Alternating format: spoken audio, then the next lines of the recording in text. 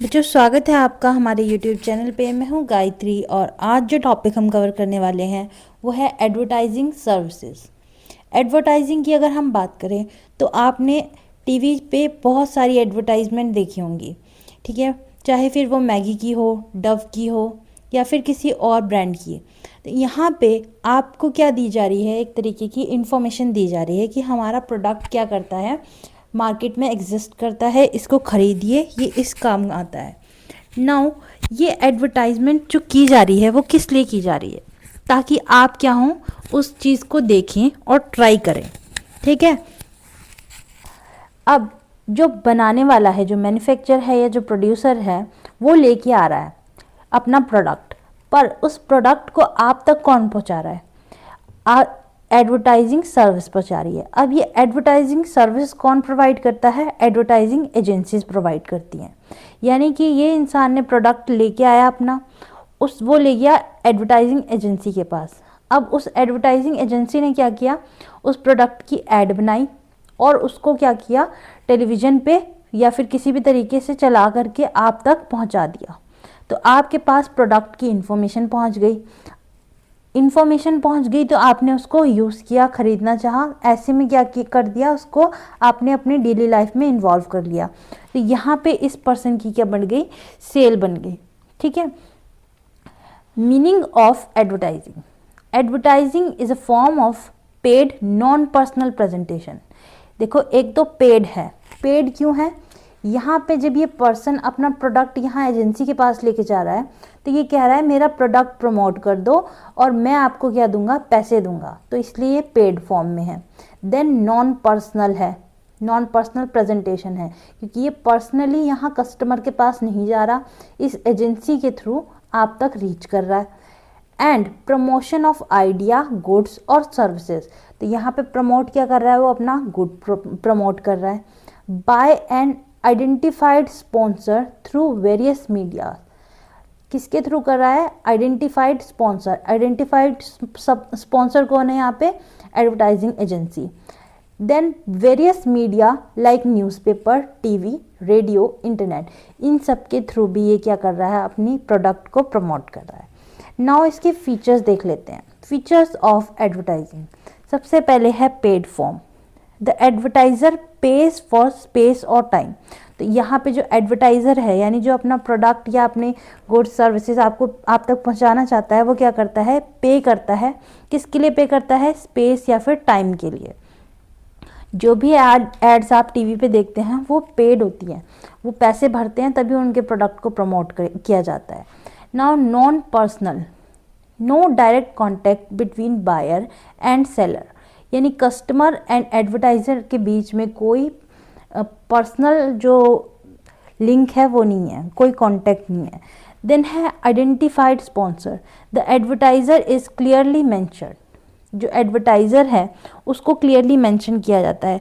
जैसे आपके पास डव का प्रोडक्ट प्रमोट किया जा रहा है तो आपको पता है कि वो डव का जो सीईओ है वो ही प्रमोट करवा रहा है, ठीक है। यानी जो कंपनी है उसकी वही प्रमोट करवाएगी, और कोई क्यों प्रमोट करवाएगा, कोई क्यों पे करेगा उसकी ऐड के लिए। देन है मास कम्युनिकेशन।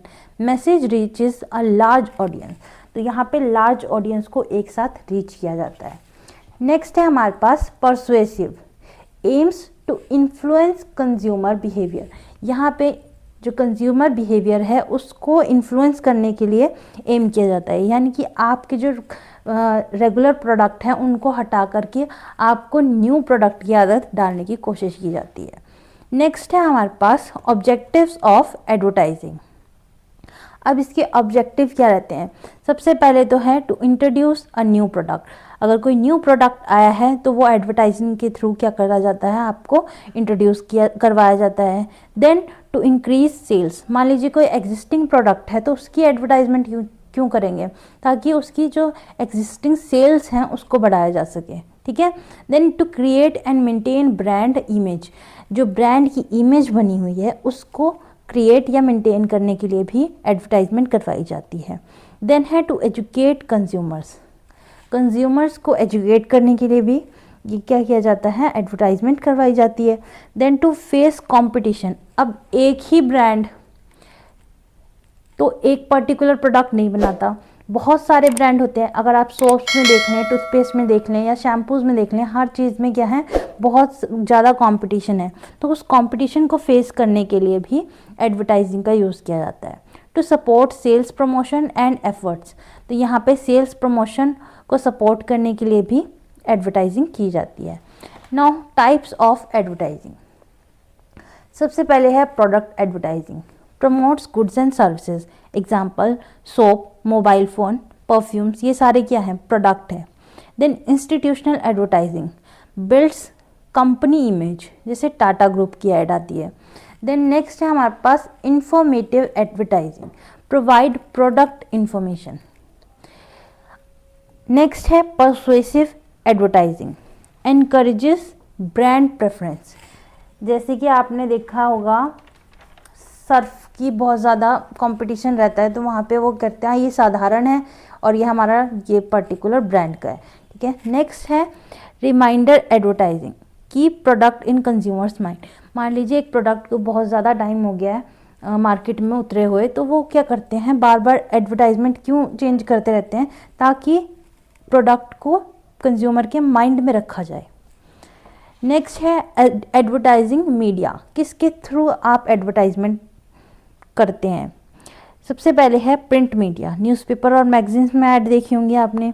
इलेक्ट्रॉनिक मीडिया अगर बात करें तो टीवी और रेडियो में ऐड, टीवी में देखी होंगी, रेडियो तो आजकल बहुत वो हो गया है, अब तो है ही नहीं। Outdoor advertising, hoarding and banners, तो बड़े बड़े जो होर्डिंग लगे होते हैं और बैनर लगे होते हैं उनमें ऐड देखी होंगी।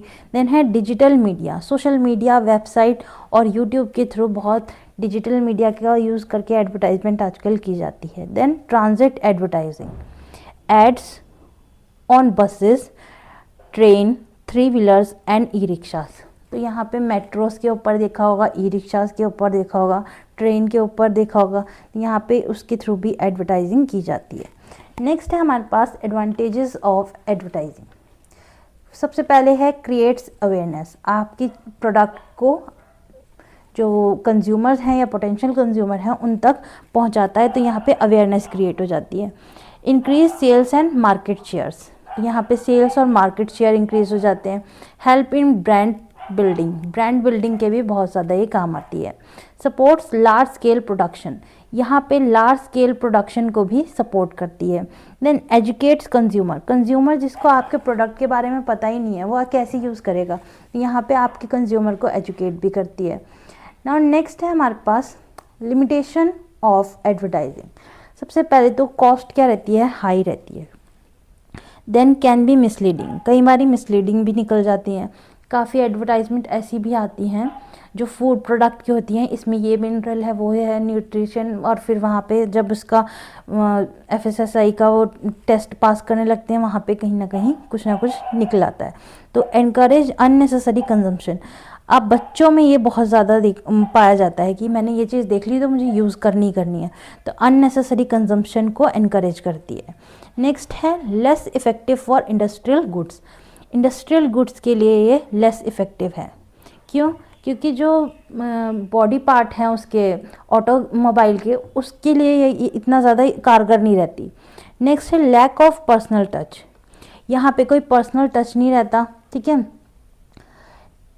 नाउ हमारे पास है difference between advertising and personal selling, तो एडवर्टाइजिंग और पर्सनल सेलिंग में डिफरेंस देख लेते हैं।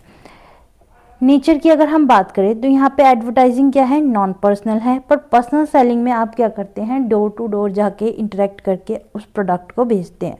तो यहाँ पे पर्सनल सेलिंग में एक पर्सनल जो पर्सन टू पर्सन कॉन्टेक्ट है वो बन जाता है। देन कॉस्ट की बात करें, लेस पर कस्टमर, हाई पर कस्टमर, यहाँ पे आपकी जो पर कस्टमर की जो कॉस्ट रहती है वो कम होती है, यहाँ हाई रहती है। देन है इंटरेक्शन, यहाँ वन वे है, यहाँ टू वे है। रीच की अगर हम बात करें तो यहाँ मास ऑडियंस यानी इकट्ठे आप बहुत सारे लोगों तक रीच कर पाते हैं, पर यहाँ लिमिटेड ऑडियंस रहती है। कंक्लूजन देख लेते हैं इसका। Advertising service play a vital role in modern business by creating awareness, promoting new product and building brand image among consumer. तो यहाँ पे एक जो एडवर्टाइजिंग सर्विस है इसका बहुत इंपॉर्टेंट रोल रहता है मॉडर्न बिजनेस के लिए, क्योंकि ये अवेयरनेस क्रिएट करती है, प्रमोट करती है न्यू प्रोडक्ट को और ब्रांड इमेज बिल्ड करने में हेल्प करती है। साथ ही साथ आपके कस्टमर जो है उनको भी क्या करती है, एजुकेट करती है। तो ये था हमारा टॉपिक एडवर्टाइजिंग सर्विस का। आई होप आपको समझ आया हो। Thank you.